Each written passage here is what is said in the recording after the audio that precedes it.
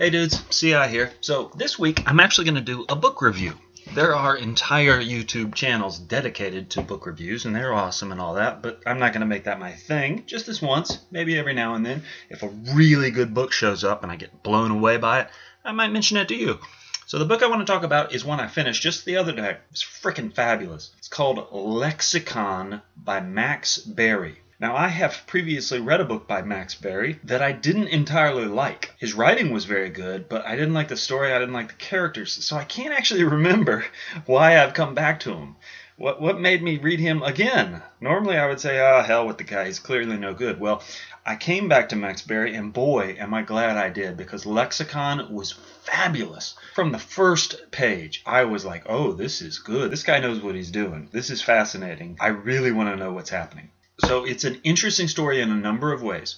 First, how do I describe it? Well, there's stuff in it that's almost witchcraft, but it's not witchcraft because it all has this sort of a foundation in psychology, but it really feels like magic. It's sort of a mind control thing, but it's not hypnosis. It's a little bit different. And you spend a great deal of the book trying to figure out, okay, who are the good guys and who are the bad guys? And it keeps switching. You start off thinking so-and-so is the bad guy, but it turns out, oh, wait, maybe they're not the bad guy. Maybe they're actually the good guy. It's kind of a thriller in a way. There's a lot of people chasing and being chased.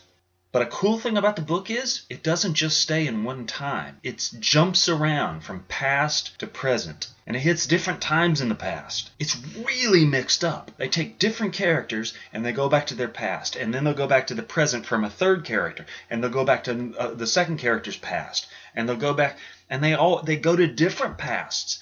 Honestly, I was very near the end of the book when I sort of realized, oh, that past, that history wasn't the history I thought it was. That history actually came before the history that I thought it came after. And I know that sounds weird and confusing, but it was that kind of book where we jumped around so much that I actually sort of lost track of the order until the very end when I realized, oh, it all breaks down in that order. Did you ever see the movie Pulp Fiction?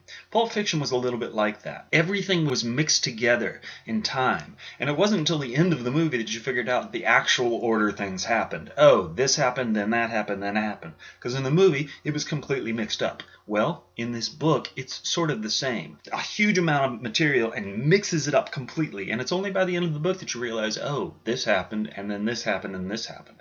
And by the end of the book, you have a sense, okay, this is the bad guy, this is the good guy.